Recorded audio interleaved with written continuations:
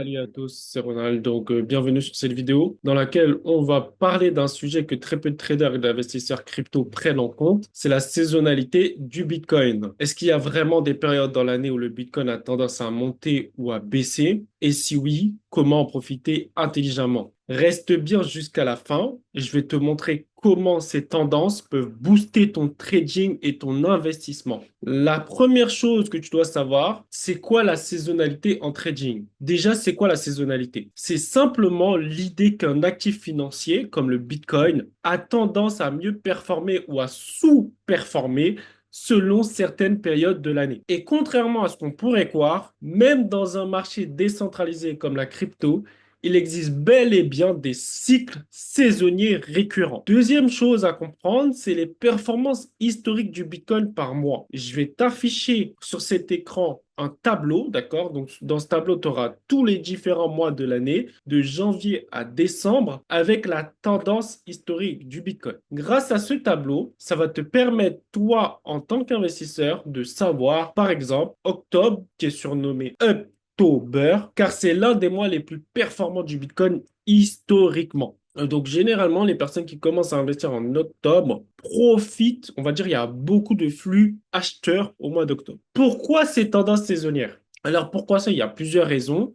La première raison, c'est la psychologie des investisseurs. Repositionnement en début et fin d'année. C'est-à-dire que les investisseurs, ils ont cette psychologie de se dire, voilà, ils vont commencer à acheter en début d'année, d'accord? C'est comme chaque début d'année, on repart sur des bonnes bases, on dit.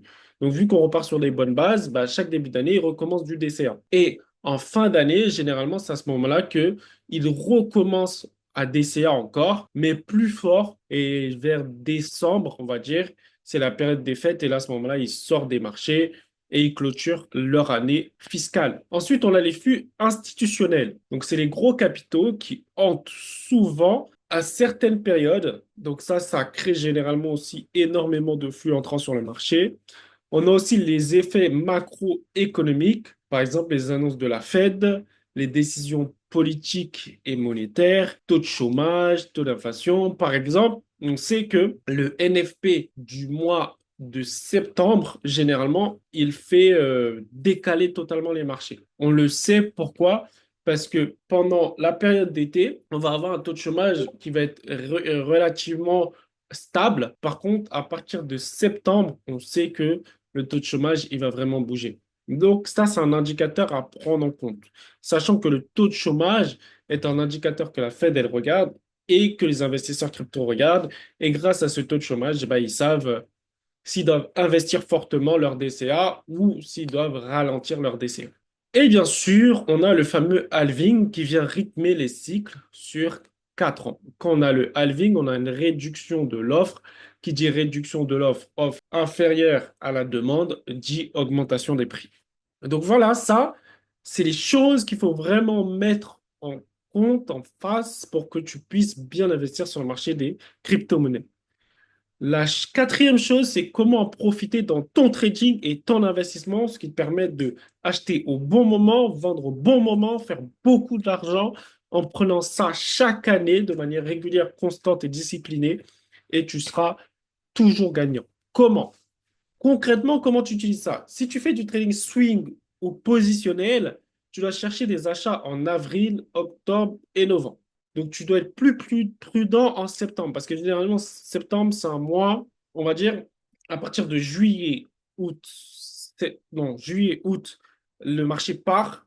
À partir d'août, il commence à prendre des profits. Septembre, le marché corrige et octobre, ça repart. D'accord? Donc, on va dire à partir de juillet, tu commences à faire du DCA. Août, tu sors en pourcentage.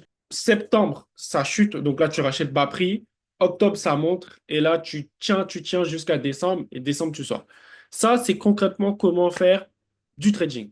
Pour tout ce qui est du DCA, donc l'achat régulier, tu continues, mais n'hésite pas à renforcer pendant les mois faibles, comme par exemple septembre. En septembre, tu renforces. Si d'habitude, tu mets 10% de ton bag, là, tu vas mettre du 15% de ton bag sur septembre. Et pour ton money management, tu vas adapter ton exposition et ton levier en fonction de la volatilité saisonnière. Quand le marché, on va dire, il y a moins de mouvement, moins de volatilité, à ce moment-là, soit tu passes sur une stratégie de DCA, soit tu penses une stratégie de trading, mais avec des stop-loss assez élevés. Parce que quand le marché il range, bah forcément, tu as des niveaux qui vont être plus, comment dire, les stop-loss vont être beaucoup plus touchés s'ils sont courts. C'est-à-dire que si tu mets des stop-loss longs, bah, même si le marché il range, bah, tu vas moins te faire toucher et donc quand ça va repartir, bah, tu vas bien profiter de la hausse. Et dans tous les cas, quand on sera dans une meilleure saisonnalité, bah, tu sais que tu pourras racheter en trading en mettant des stop loss plus courts parce que tu sais que tu es sur un marché beaucoup plus volatile ou un mois beaucoup plus volatile. Très important. La conclusion, c'est voilà, tu sais maintenant que même dans la crypto, il y a une vraie volatilité, une vraie saisonnalité et que l'ignorer, c'est se priver d'un avantage énorme. Si ce genre de contenu t'intéresse, tu lâches un gros like. Tu t'abonnes à la chaîne pour ne rien rater des prochaines vidéos et tu me dis en commentaire c'est quoi ton mois préféré pour trader le Bitcoin. Moi, mon mois préféré pour trader le Bitcoin, c'est tout simplement juillet. Juillet, je kiffe. Je commence à acheter en juillet. Je sais que j'ai ma phase de correction en septembre. Je repars en septembre sur l'achat et je sors en décembre. Voilà, ça, c'est mon plan crypto-monnaie. Bitcoin et altcoin. Je sais que le Bitcoin, il démarre d'abord et après, les altcoins, ils suivent. D'accord? Parce que le Bitcoin, il attire les gros capitaux et les gros capitaux. Et après, les petits capitaux, ils viennent, mais ils vont pas aller sur Bitcoin, ils vont aller sur les altcoins. Donc, vu qu'ils vont sur les altcoins, c'est là où ça pump. Donc, juillet, je commence mon DCA, altcoin. Ensuite, je continue jusqu'en décembre. Et là, décembre, généralement, je clôture mes positions. Donc, merci d'avoir regardé. Et rappelle-toi, le marché est une question de cycle. À toi de savoir les exploiter. On se retrouve très vite pour une nouvelle vidéo. Ciao.